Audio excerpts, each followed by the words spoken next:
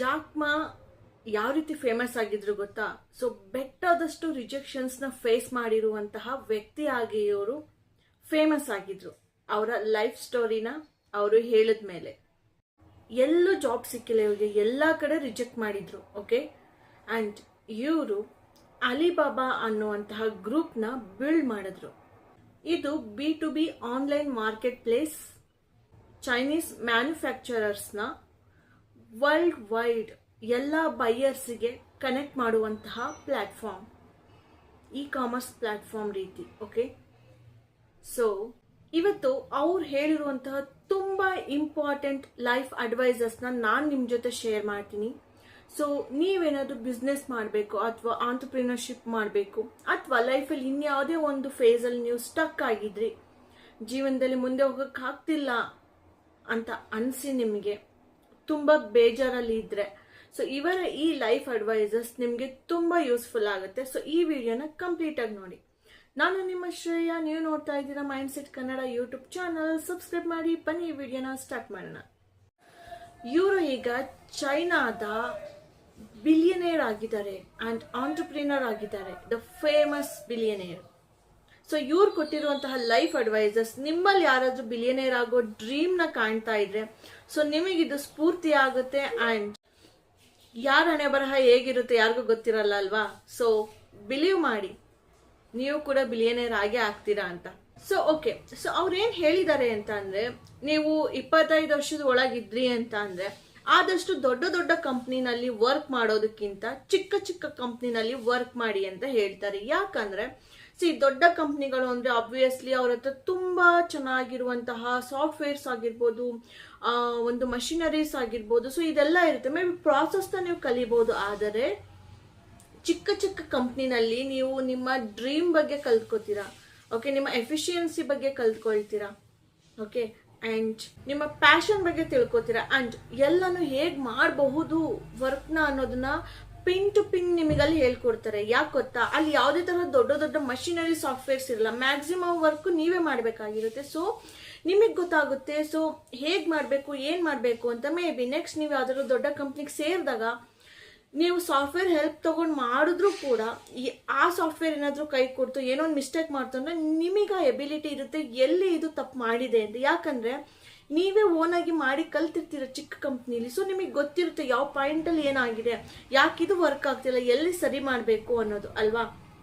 So ಹಾಗಾಗಿ if you are below 25 or 25, so ಆದಷ್ಟು ಚಿಕ್ಕ ಕಂಪ್ನಿಲಿ ಕೆಲಸ ಮಾಡಿ ಆ್ಯಂಡ್ ಜಾಸ್ತಿ ಒಳ್ಳೆ ಎಕ್ಸ್ಪೀರಿಯನ್ಸಸ್ನ ಪಡ್ಕೊಳ್ಳಿ. ಓಕೆನಾ? So this is his advice. Okay, so next ಏನು ಹೇಳ್ತಾರೆ ಅಂದರೆ, ನೀವು ಯಾವಾಗ 30 ಇಯರ್ಸ್ ಅರೌಂಡಲ್ಲಿ ಇರ್ತೀರಾ, ಸೊ ಅವಾಗ ನೀವು ಯಾವ ಕಂಪನಿಯಲ್ಲಿ ಕೆಲಸ ಮಾಡ್ತಿದ್ದೀರಾ ಅನ್ನೋದಕ್ಕಿಂತ ಹೆಚ್ಚಾಗಿ ನೀವು ಯಾವ ಬಾಸ್ನ ಚೂಸ್ ಮಾಡಿದ್ದೀರಾ ಅಥವಾ ಯಾವ ಬಾಸ್ನ ನೀವು ಫಾಲೋ ಮಾಡ್ತಿದ್ದೀರಾ ಅನ್ನೋದು ಇಂಪಾರ್ಟೆಂಟ್ ಆಗುತ್ತೆ.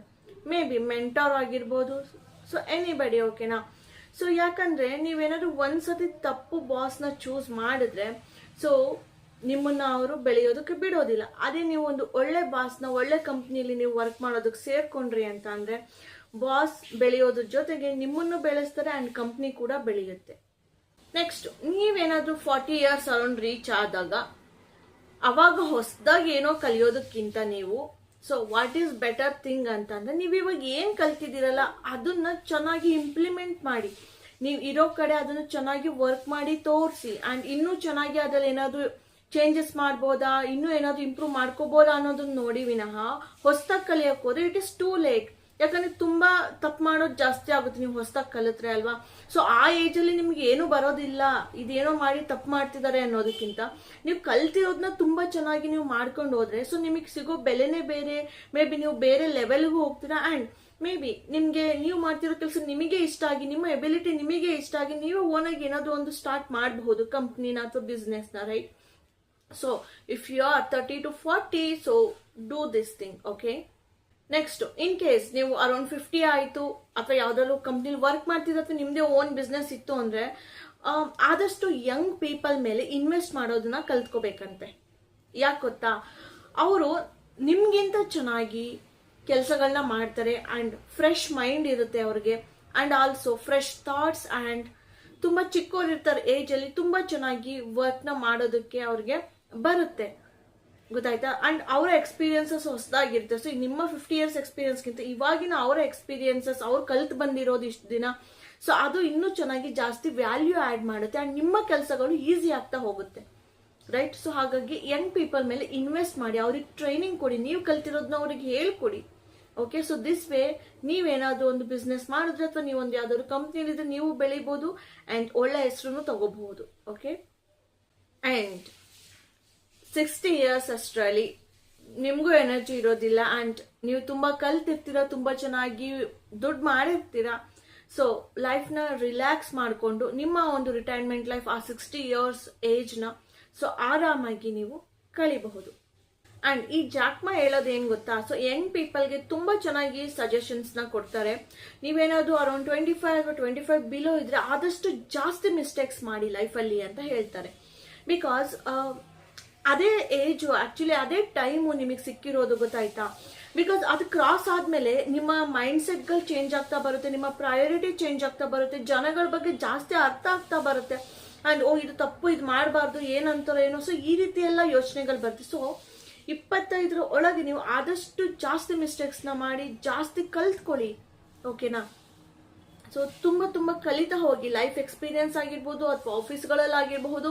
ಸೊ ಮಿಸ್ಟೇಕ್ಸ್ ಇಂದ ಕಲ್ತು ಮುಂದೆ ಬನ್ನಿ. ಸೊ ನೀವು ಒಂದು ಒಳ್ಳೆ ವ್ಯಕ್ತಿ ಆಗಿ ಮುಂದೆ ಒಂದು ಒಳ್ಳೆ ಕಂಪ್ನಿನ ಮಾಡ್ಬೋದು ಅಥವಾ ಒಂದು ಒಳ್ಳೆ ಆಫೀಸ್ನಲ್ಲಿ ಒಳ್ಳೆ ಎಂಪ್ಲಾಯಿ ಆಗಿ ಅಥವಾ ಒಂದು ಮ್ಯಾನೇಜರ್ ಆಗಿ ನೀವು ಬೆಳಿಬೋದು ಅಂತ ಅವ್ರು ಹೇಳ್ತಾರೆ. So always make more mistakes and ಏಳು ಬೀಳು ಇರ್ಲಿ ಲೈಫಲ್ಲಿ, ಹೆದರ್ಕೋಬೇಡಿ. ಓಕೆ, ಮಿಸ್ಟೇಕ್ಸ್ ಅಂದಿದ ತಕ್ಷಣ ಏನೋ ದೊಡ್ಡದು ಕ್ರೈಮ್ಗಳು ಆ ರೀತಿ ಹೇಳ್ತಿಲ್ಲ ನಾನು, ಓಕೆನಾ. ಸೊ ಲೈಫಲ್ಲಿ ಏನಾದ್ರೂ ಕಲಿಯೋದಿತ್ತು ಅಂದ್ರೆ ಕಲೀರಿ, ಅದನ್ನ ಟ್ರೈ ಮಾಡಿ, ಫೇಲ್ ಆಯ್ತಾ that's okay, do again. Okay, ಈ ರೀತಿ, ಓಕೆನಾ. ಸೊ ಆದಷ್ಟು ಮಿಸ್ಟೇಕ್ಸ್ ನ ಮಾಡಿ ಲೈಫಲ್ಲಿ. ಓಕೆ, ಸಿ ಲೈಫಲ್ಲಿ ಯಾರ್ಯಾರು ಜೀವನದಲ್ಲಿ ಸಕ್ಸಸ್ ಆಗಿದ್ದಾರಲ್ಲ, ಸಿ ಅವರೆಲ್ಲ ಒಂದೇ ಸತಿ ಸಕ್ಸಸ್ ಆಗಿಲ್ಲ. ಅವರ ಐಡಿಯಾಗಳನ್ನ ಯೂಸ್ಲೆಸ್ ಅಂತ ಹೇಳಿರೋರೇ ಜಾಸ್ತಿ ಸ್ಟಾರ್ಟಿಂಗ್ ಅಲ್ಲಿ, ಓಕೆನಾ. ಏನೇನು ಹೊಸದಾಗಿ ಸ್ಟಾರ್ಟ್ ಮಾಡಿದ್ರೆ ಯಾರೇ ಆಯ್ತು, ಅಯ್ಯೋ ಇವ್ರಿಗೇನು ತಲೆ ಕೆಟ್ಟಿದ್ದು ಇದನ್ನ ಮಾಡ್ಕೊಂಡು ಕೂತಿದ್ದಾರೆ ಅಂತಾರೆ. ಅದೇ ನೀವೇನಾದ್ರು ಸಕ್ಸಸ್ ಆಗಿ ಅದರಲ್ಲಿ ಹೇಗ್ ಮಾಡಿದೆ ನೀನು, ಹೇಗ್ ಇದೆಲ್ಲ ಸಾಧ್ಯ ಆಯ್ತು, ಹೇಗ್ ತಿಳ್ಕೊಂಡೆ ಅಂತ ಬರ್ತಾರೆ. ಯಾವಾಗ ಯೂಸ್ಲೆಸ್ ಅಂದಿದ್ರು ಅವ್ರು ಒಂದಿನ, ಸೊ ಅವರೇ ಅದೇ ಪರ್ಸನ್ನೇ ಸೊ ಇವಾಗ ಮತ್ತೆ ಹೇಗ್ ಮಾಡಿದೆ ಅಂತ ಕೇಳ್ತಾರೆ. ಸೊ ಆಲ್ವೇಸ್ ಯಾರು ಏನ್ ಹೇಳ್ತಾರೆ ಅನ್ನೋದ್ರ ಬಗ್ಗೆ ತಲೆ ಕೆಡ್ಸ್ಕೊಬಿಡಿ. ನಿಮ್ ಮನೆಯವರೇ ಆಗಿಲ್ಲ, ನಿಮ್ ಮೇಲೆ ನಂಬಿಕೆ ಇಲ್ವಾ, ನಿಮ್ ಪೇರೆಂಟ್ಸಿಗೆ ನಂಬಿಕೆ ಇಲ್ವಾ, ಫ್ರೆಂಡ್ಸಿಗೆ ನಂಬಿಕೆ ಇಲ್ಲ, ಡೋಂಟ್ ವರಿ ಅಟ್ ಆಲ್. ನಿಮಗ್ ನಂಬಿಕೆ ಇದೆಯಾ, ಅದು ಮುಖ್ಯ. ನಾನು ಮಾಡಿ ತೋರಿಸ್ತೀನಿ ಅಚೀವ್ಮೆಂಟ್ ಅನ್ನೋದು ನಿಮ್ ತಲೆನಲ್ಲಿ ಇರಬೇಕು, ಓಕೆನಾ. ಸೊ ಸಕ್ಸಸ್ ಆಗಬೇಕು ಅಂದ್ರೆ ಫ್ಯೂಚರ್ ಬಗ್ಗೆ ಅಂಡ್ ನೀವು ಮಾಡ್ತಿರೋ ಕೆಲಸದ ಬಗ್ಗೆ ತುಂಬಾ ನಂಬಿಕೆ ಇಡಿ, ಓಕೆ. ಅಂಡ್ ಯಾರಿಗೂ ನಿಮ್ಮನ್ನ ನೀವು ಕಂಪೇರ್ ಮಾಡ್ಕೋಬೇಡಿ. ಬಿಕಾಸ್ ಫಸ್ಟ್ ಡೇನೆ ಸಕ್ಸಸ್ ಸಿಕ್ಕಿರೋರು ತುಂಬಾ ಜನ ಇದ್ದಾರೆ, 60-70 years ಏಜಲ್ಲಿ ಸಕ್ಸಸ್ ಸಿಕ್ಕಿರೋರು ತುಂಬಾ ಜನ ಇದ್ದಾರೆ, in middle of the age success ಸಿಕ್ಕಿರೋರು ತುಂಬಾ ಜನ ಇದ್ದಾರೆ, ಅಥವಾ ಸಕ್ಸಸ್ ಸಿಗದಿರೋರು ತುಂಬಾ ಜನ ಇದ್ದಾರೆ, ಅಥವಾ ಏನು ಮಾಡ್ದಲೇ ಇದ್ರು ಸಕ್ಸಸ್ ಅವ್ರನ್ನೇ ಹುಡುಕೊಂಡ್ ಬಂದು ಅದನ್ನ ಮಾಡಿ ಸಕ್ಸಸ್ ಆಗಿರೋರು ತುಂಬಾ ಜನ ಇದ್ದಾರೆ. ಸೊ ಹಾಗಾಗಿ ಯಾರಿಗೂ ಕಂಪೇರ್ ಮಾಡ್ಕೋಬೇಡಿ, ನಿಮ್ ಲೈಫ್ ಪಾತ್ ಇಸ್ ಡಿಫ್ರೆಂಟ್, ಓಕೆನಾ ಗೈಸ್. ತುಂಬಾ ಜನ ಏನ್ ಮಾಡ್ತೀರಾ, ಮೇ ಬಿ ಆಫೀಸ್ ಎಲ್ಲ ಮುಗಿಸ್ಕೊಂಡು ಮನೆಗೆ ಬಂದಾಗ ತುಂಬಾ ಐಡಿಯಾಸ್ ಬರ್ತವೆ ನಿಮಗೆ, ಈ ತರ ಮಾಡ್ಬೋದಲ್ವಾ, ನಾನು ಏನಾದ್ರು ಒಂದು ಸ್ಟಾರ್ಟ್ ಮಾಡ್ಲಾ ಕಂಪ್ನಿನ ಅಥವಾ ಒಂದು ಬಿಸ್ನೆಸ್ನ ಅಂತ. ಬಟ್ ಮಾರ್ನಿಂಗ್ ಎದ್ದಾಗ ಮತ್ತೆ ಅದೇ ಆಫೀಸ್, ಸುಮ್ನೆ ಬಾಯಿ ಮುಚ್ಕೊಂಡು ಏನು ಗೊತ್ತೇ ಇಲ್ಲ ಅನ್ನಂಗೆ ಹೋಗ್ಬಿಡ್ತೀರ ಅಲ್ವಾ. ಅವೆಲ್ಲ ಯಾರು ರಿಸ್ಕ್ ತಗೋತಾರೆ ಅಂತ, ಕರೆಕ್ಟಾ. ಸೊ ಸಿ ನೀವೇನಾದ್ರೂ ಎಕ್ಸ್ಟ್ರಾಡಿನರಿ ಮಾಡಬೇಕು ಅಂತಂದ್ರೆ ಮಾಡಿ. ಬಿಕಾಸ್ ನಿಮಗೆ ಬಂದಿರೋ ಐಡಿಯಾ ಮತ್ತೆ ಯಾರಿಗೂ ಬರೋದಿಲ್ಲ ಅಂತ ಎಲ್ಲೂ ಪ್ರೂಫ್ ಇಲ್ಲ. ಬಿಕಾಸ್ ನೀವು ಇವತ್ತು ಮಾಡ್ದಲ್ಲೇ ಇರ್ಬೋದು, ಇನ್ನೊಂದು 2-3 ತಿಂಗಳು ಅಥವಾ 1 ವರ್ಷದಲ್ಲಿ ಇನ್ನೊಬ್ರಿಗೆ ಯಾರಿಗೋ ಐಡಿಯಾ ಬಂದು ಅವ್ರು ಅದನ್ನ ಇಂಪ್ಲಿಮೆಂಟ್ ಮಾಡಿ ಅವ್ರು ಮಾಡಿದ್ರು ಅಂತ ಅಂದಾಗ ನಿಮಗೆ ಎಷ್ಟು ಹಿಂಸೆ ಆಗುತ್ತೆ ಅಲ್ವಾ. ನನಗಿದು ಯೋಚನೆ ಇತ್ತು ಬಟ್ ನಾನು ಮಾಡಕ್ ಹೋಗ್ಲಿಲ್ಲ ಅಂತ. ಬಟ್ ಅವಾಗ ನೀವು ಹೇಳಿದ್ರು ಯಾರು ನಂಬಲ್ಲ, ಸುಮ್ಮನೆ ಏನೋ ಬಡ್ಕೋತಿದ್ದಾನೆ, ಯಾರೋ ಮಾಡಿರೋನ ತಗೊಂಡು ನನಗೂ ಐಡಿಯಾ ಇತ್ತು ಅಂತ ಹೇಳ್ತಿದ್ದಾರೆ ಅಂತಾರೆ. ಸೊ ಬೇರೆಯವ್ರು ಮಾಡೋಕ್ಕಿಂತ ಮುಂಚೆ you do it, your idea that is okay. See ಸಣ್ಣದಾಗಾದ್ರೂ ಆಯ್ತು, ಏನಾದ್ರೂ ಸ್ಟಾರ್ಟ್ ಮಾಡಿ. ಸಿ ನಿಮ್ಗೆ ಏನಾದ್ರು ತುಂಬಾ ಇಷ್ಟ ಇತ್ತು ಅಂದ್ರೆ ಗೋ ಹೆಡ್ ಅಂಡ್ ಡೂ ಇಟ್. ಇವನ್ ಜಾಕ್ಮಾ ಅವರ ಒಂದು ಅಲಿಬಾಬಾನ ಸ್ಟಾರ್ಟ್ ಮಾಡಿದಾಗ ಎಲ್ಲರೂ ಆಡ್ಕೊಂಡಿದ್ರು, ಇದೆಂತ ಬಿಸ್ನೆಸ್ ಅಂತ ಸ್ಟಾರ್ಟ್ ಮಾಡಿದ್ಯಾ, ಮ್ಯಾನುಫ್ಯಾಕ್ಚರ್ನ ಕನೆಕ್ಟ್ ಮಾಡ್ತಾರಂತೆ ವರ್ಲ್ಡ್ ವೈಡ್, ಇದು ಇಂಪಾಸಿಬಲ್, ತಲೆ ಕೆಟ್ಟಿರ್ಬೇಕು ಇವನಿಗೆ, ಈ ರೀತಿ ಅನ್ಕೊಂಡಿದ್ರು. ಬಟ್ ಇವಾಗ ಅವರು ಬಿಲಿಯನೇರ್ ಆದಾಗ how did you do it ಅಂತ ಅಂತಿದ್ದಾರೆ. ಸಿ ಅವ್ರಿಗೆ ಯಾವುದೇ ಸಾಫ್ಟ್ವೇರ್ ಬಗ್ಗೆ ನಾಲೆಡ್ಜ್ ಇರಲ್ಲ ಅಂಡ್ ಯಾವುದೇ ಒಂದು ಬಿಸ್ನೆಸ್ ಬಗ್ಗೆ ಐಡಿಯಾ ಇಲ್ಲ, ಬಟ್ ಅವ್ರು ಕಲ್ತ್ಕೊಂಡು ಮಾಡಿದ್ರು ಆ್ಯಂಡ್ 3 ಇಯರ್ಸ್ವರೆಗೂ ಅವ್ರಿಗೆ ಯಾವುದೇ ಒಂದು ಅರ್ನಿಂಗ್ ಆಗಿಲ್ವಂತೆ. $1 ಕೂಡ ಅವ್ರು ಮಾಡೋಕ್ಕಾಗಿಲ್ಲ 3 ವರ್ಷದವರೆಗೂ ಅವ್ರ ಬಿಸ್ನೆಸ್ ಸ್ಟಾರ್ಟ್ ಮಾಡಿ. So it takes time some time, but see now he is a Chinese billionaire. So ಹೇಗಾಯಿತು? ಸೊ ಇದ್ರ ಬಗ್ಗೆ ಅವ್ರಿಗೆ ಗೊತ್ತಿತ್ತು ಮೊದಲೇ ನಾನು ಹೀಗೆ ಆಗ್ತೀನಿ ಅಂತ, ಬಟ್ ಅವ್ರಿಗೆ ನಂಬಿಕೆ ಇತ್ತು ನಾನು ಏನಾದರೂ ಮಾಡೇ ಮಾಡ್ತೀನಿ, ಯಾರು ಏನೇ ಅಂದ್ರೂ ನಾನು ಬಿಡೋದಿಲ್ಲ ಅಂತ. ಸೊ ಅದರಿಂದ ಅವರು ಇವತ್ತು ಈ ಲೆವೆಲಲ್ಲಿ ಇದ್ದಾರೆ. ಸಿ ಅವ್ರ ಸ್ಟೋರಿ ಇನ್ನೂ ತುಂಬ ಚೆನ್ನಾಗಿದೆ. ನೀವು ತುಂಬ ಅವ್ರ ಫುಲ್ ಡೀಟೇಲ್ಸ್ನ ತಿಳ್ಕೊಬೇಕಂದ್ರೆ ಅವ್ರ ಸ್ಟೋರಿಗಳನ್ನ ಕೇಳಿ, ಐ ಮೀನ್ ತುಂಬ ಇನ್ಸ್ಪೈರಿಂಗ್ ಆಗಿದೆ ಆ್ಯಕ್ಚುಲಿ.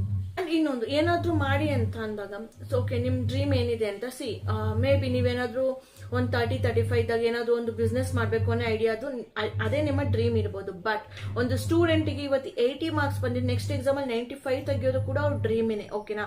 ಸೊ ಇದು ಒಬ್ರಿಗೆ ಅಪ್ಲಿಕಬಲ್ ಅಂತ ಹೇಳ್ತಿಲ್ಲ ನಾನು. ಈಗ ಯಾರೋ ಒಬ್ರು ಬೈಕ್ ಇದರಲ್ಲಿ ರಿಪೇರಿಯಲ್ಲಿ ವರ್ಕ್ ಮಾಡ್ತಾ ಇದ್ದಾರೆ, ಅವ್ರಿಗೆ ನೆಕ್ಸ್ಟ್ ಅವ್ರದೇ ಒಂದು ಬೈಕ್ ರಿಪೇರಿ ಶಾಪ್ ಇಡೋದೇ ಅವರ ಒಂದು ಏಮ್, ಗುರಿ ಅಲ್ವಾ? ಸೊ ನಿಮ್ದು ಏನಿದೆ ಆ ಗುರಿ ಮೇಲೆ ವರ್ಕ್ ಮಾಡಿ ಅಂತ ಹೇಳ್ತಿರೋದು, ಓಕೆ? ಎಲ್ಲರೂ IT ಕಂಪ್ನಿನೇ ಓಪನ್ ಮಾಡಬೇಕು, ದೊಡ್ಡ ದೊಡ್ಡ ಫ್ಯಾಕ್ಟ್ರಿನ ಓಪನ್ ಮಾಡಬೇಕು ಅಂತಿಲ್ಲ. ನಿಮ್ಮ ಲೈಫ್ ಸ್ಟೇಜಲ್ಲಿ ಏನಿದೆ, so you work on that, ಓಕೆನಾ? ಅರ್ಥ ಆಗ್ತಿದೆಯಾ ನಿಮಗೆ? ಸೊ ನಾನು ಮಾಡ್ತೀನಿ ಅಂತ ಮಾಡಿ. ಸೊ ಯಾರು ಏನೇ ಹೇಳಿದ್ರು ನೀವು ಕುಗ್ಬೇಡಿ ಅಷ್ಟೇ ಲೈಫಲ್ಲಿ, just move forward, okay? So ನಿಮ್ಮ ಡ್ರೀಮ್ ಮೇಲೆ ವರ್ಕ್ ಮಾಡ್ತಾ ಹೋಗಿ. 95 ಮಾರ್ಕ್ಸು ಸ್ಟೂಡೆಂಟ್ ತೆಗಿತಾರೆ. ಒಬ್ಬ ಬೈಕ್ ರಿಪೇರಿಯನ್ನು ಮೇ ಬಿ ರಿಪೇರಿ ಅಂಗಡಿ ಶೋರೂಮೇ ಇಡಬಹುದು ಅಲ್ವಾ? ಸಿ ಯಾರಿಗೂ ಯಾರ ಬಗ್ಗೆನೂ ಗೊತ್ತಿಲ್ಲ ಏನಾಗುತ್ತೆ ಅಂತ. ಇವತ್ತು ಹಿಂಗಿದ್ದವ್ರು ಹೆಂಗ್ ಬೇಕಾದ್ರೂ ಆಗ್ಬೋದು. ತುಂಬ ರಿಚ್ ಇರೋರು ಏನು ಇಲ್ದಲ್ಲಿ ಎಲ್ಲ ಕಳ್ಕೊಳ್ಳಬಹುದು, ಏನು ಇಲ್ದವ್ರು ಒಂದೇ ಸತಿ ತುಂಬ ರಿಚ್ ಕೂಡ ಆಗಬಹುದು, ಕರೆಕ್ಟಾ? ಸೊ ಯಾವುದು ಡೌಟ್ ಮಾಡಬೇಡಿ, ಸೆಲ್ಫ್ ಡೌಟ್ ಬಿಟ್ಬಿಡಿ. ಆ್ಯಂಡ್ ಜಾಕ್ಮಾ ಅವರ ಇನ್ನೊಂದು ಇಂಪಾರ್ಟೆಂಟ್ ಅಡ್ವೈಸ್ ಏನಂದರೆ, ಲೈಫಲ್ಲಿ ತುಂಬ ಕಂಪ್ಲೇಂಟ್ಸ್ಗಳನ್ನ ನಾವು ಮಾಡ್ತೀವಿ, ಅದು ಸರಿಗಿಲ್ಲ, ಇದ್ಯಾಕೋ ವರ್ಕ್ ಆಗೋದಿಲ್ಲ, ಇದು ಏನಂತ ಮಾಡಿದವರು ಹಾಗೆ ಹಿಂಗೆ ಅಂತ. ಸೊ ಕಂಪ್ಲೇಂಟ್ ಮಾಡೋದನ್ನ ಬಿಡಬೇಕು. ಓಕೆ, ಅದು ವರ್ಕ್ ಆಗ್ತಿಲ್ಲ, ಅದೇನೋ ಸರಿ ಇಲ್ಲ ಗೊತ್ತು, ಅದು ವರ್ಕ್ ಆಗ್ತಿಲ್ಲ ಅಂದ್ಕೊಂಡು ಅದು ವರ್ಕ್ ಆಗಿಬಿಡುತ್ತಾ ಮತ್ತೆ? ನೋ ವೇ ಅಲ್ವಾ? ಸೊ ಅದ್ರ ಬದಲು ಓಕೆ ಅದೇನೋ ಪ್ರಾಬ್ಲಮ್ ಇದೆ, ಅದಕ್ಕೆ ಸೊಲ್ಯೂಷನ್ ಏನು? Think about that, okay? Solution ಏನಿದೆ ಅನ್ನೋದನ್ನ ಥಿಂಕ್ ಮಾಡಿ. ಈಗ ನಿಮ್ಮ ಮಕ್ಳುಗಳು ಯಾರೋ ಕರೆಕ್ಟಾಗಿ ಓದ್ತಾ ಇಲ್ಲ, ಇವ್ನು ಓದೋದೇ ಇಲ್ಲ ಅಂದ್ಬಿಟ್ಟು ಹೊಡೆದು ಬಡ್ದು ಮಾಡೋದನ್ನ ಅವ್ರು ಓದ್ತಾರ? ಕರೆಕ್ಟ್ ಅಲ್ವಾ? ಸೊ ಎಲ್ರಿಗೂ ಹೇಳ್ಕೊಬರೋದು, ನೆಂಟ್ರಿಗೆ ಹೇಳೋದು, ಸ್ಕೂಲ್ಗಳಲ್ಲಿ ಎಲ್ಲ ಟೀಚರ್ಸ್ ಮುಂದೆ ಓಕೆ ಹೊಡೀರಿ ಇವ್ನಿಗೆ ಅನ್ನೋದು, ಅಥವಾ ಮಗಳು ಹೊಡೀರಿ ಅನ್ನೋದು. ಸೊ ಇದೆಲ್ಲ ಮಾಡೋದ್ರಿಂದ ಅವ್ರು ಚೇಂಜ್ ಆಗೋದಿಲ್ಲ. That is a problem, okay? ಅವ್ರು ಯಾಕೋ ಸರಿಯಾಗಿ ಓದ್ತಾ ಇಲ್ಲ, ಯಾಕೆ ಓದ್ತಾ ಇಲ್ಲ, ಏನಾಗಿದೆ ಅದನ್ನು ತಿಳ್ಕೊಂಡು ಅದ್ರ ಮೇಲೆ ವರ್ಕ್ ಮಾಡಿ, ಓಕೆನಾ? ಸೊ ಆವಾಗ ಪ್ರಾಬ್ಲಮ್ ಸಾಲ್ವ್ ಆಗುತ್ತೆ. ಆ್ಯಂಡ್ ನಿಮ್ಗೊಬ್ರಿಗೆ ಕೋಪನೇ ಕಂಟ್ರೋಲ್ ಆಗೋದಿಲ್ಲ ಅಂತೀರಾ. ಸೊ ಯಾಕೆ ಆ ಥರ? ನಿಮಗೆ BP ಇದೆಯಾ, ಬೇರೆ ಏನಾದ್ರು ಥೈರಾಯ್ಡ್ ಇಶ್ಯೂಸ್ ಇದೆಯಾ, ಹಾರ್ಮೋನಲ್ ಇಶ್ಯೂಸ್ ಇದೆ, ವರ್ಕ್ ಆನ್ ದಾಟ್. ನಿದ್ದೆ ಕರೆಕ್ಟಾಗಿ ಆಗ್ತಾ ಇಲ್ವಾ, ಅದ್ರ ಮೇಲೆ ವರ್ಕ್ ಮಾಡಿ. ಅದು ಬಿಟ್ಬಿಟ್ಟು ನಂಗೆ ತುಂಬ ಕೋಪ, ನೀನೇನು ಮಾತಾಡಬಾರ್ದು ಅಂತಂದ್ರೆ ಸೊ ಹೇಗಿರ್ತಾರೆ ಮನೇಲಿ ಇರೋರು ಅಲ್ವಾ? ನೀವು ನಿಮ್ಮ ಕೋಪನ ಕಡಿಮೆ ಮಾಡ್ಕೊಳ್ಳೋದ್ಮೇಲೆ ವರ್ಕ್ ಆಗಬೇಕು. ಅವ್ರಿಗೆ ಮಾತಾಡಬೇಡ ಅಂತ ಹೇಳೋದು ಸರಿ ಇರೋದಿಲ್ಲ, ಗೊತ್ತಾಗ್ತಿದ್ಯಾ? ಸೊ ನಾನು ಆಗಲೇ ಹೇಳ್ದಂಗೆ ನೀವು ಎಲ್ಲೆಲ್ಲಿ ಲೈಫ್ ಸ್ಟೇಜಲ್ಲಿ ಇದ್ದೀರಾ, ಸೊ ಅದ್ರ ರಿಲೇಟೆಡ್ ಆಗಿ ಈ ಒಂದು ಅಡ್ವೈಸಸ್ನ ಅಪ್ಲೈ ಮಾಡ್ಕೊಳ್ಳಿ, ಓಕೆನಾ? ಸೊ ಎಲ್ಲರೂ ಬಿಸ್ನೆಸ್ಸೇ ಮಾಡಬೇಕು ಅಂತ ಇಲ್ಲ, ಓಕೆ? ಆ್ಯಂಡ್ ಸಕ್ಸಸ್ಫುಲ್ ಪೀಪಲ್ಗಳ ಸೀಕ್ರೆಟ್ ಇದೇನೆ, ಅವರು ಯಾವುದೇ ಒಂದು ಪ್ರಾಬ್ಲಮ್ನ ಆಪರ್ಚುನಿಟಿ ಆಗಿ ನೋಡ್ತಾರೆ ಅವರು, ಓಕೆನಾ? ಆ್ಯಂಡ್ ಫೇಲ್ಯೂರ್ ಆದರೂ ಕೂಡ ಮತ್ತೆ ಅದನ್ನ ಟ್ರೈ ಮಾಡ್ತಾರೆ. ಇದೇ ಅವರ ಸಕ್ಸಸ್ನ ಸೀಕ್ರೆಟ್ ಆ್ಯಕ್ಚುಲಿ. ಅರ್ಥ ಆಗ್ತಿದೆಯಾ? ಸಿ ಡೈಲಿ ಸ್ವಲ್ಪ ಪ್ರೋಗ್ರೆಸ್ ಆದರೂ ಕೂಡ ಅದು ಮುಂದಿನ ದೊಡ್ಡ ಸಕ್ಸಸ್ಸಿಗೆ ಒಂದು ಮೆಟ್ಟಿಲಾಗಿ ಕನ್ವರ್ಟ್ ಆಗುತ್ತೆ, ಓಕೆನಾ? ಸೊ ಪ್ರತಿದಿನ ಏನಾದರೂ ಒಂದು ಸ್ವಲ್ಪನಾದರೂ ಅದ್ರ ಮೇಲೆ ವರ್ಕ್ ಮಾಡಿ. ನಿಮ್ಗೆ ಯಾವುದ್ರಲ್ಲಿ ಇಂಟ್ರೆಸ್ಟ್ ಇದೆ ಅದ್ರ ಮೇಲೆ, ಓಕೆ? ಅರ್ಥ ಆಗ್ತಿದೆ ಅಲ್ವಾ? ಒಂದೇ ದಿನ ನಿಮಗೆ ಎಲ್ಲ ಸರಿ ಹೋಗ್ಬೇಕು, ಎಲ್ಲ ಚೆನ್ನಾಗಿ ಏನೋ ರಿಸಲ್ಟ್ ಬಂದ್ಬಿಡ್ಬೇಕು ಅಂದರೆ ಆಗೋದಿಲ್ಲ, ರೈಟ್?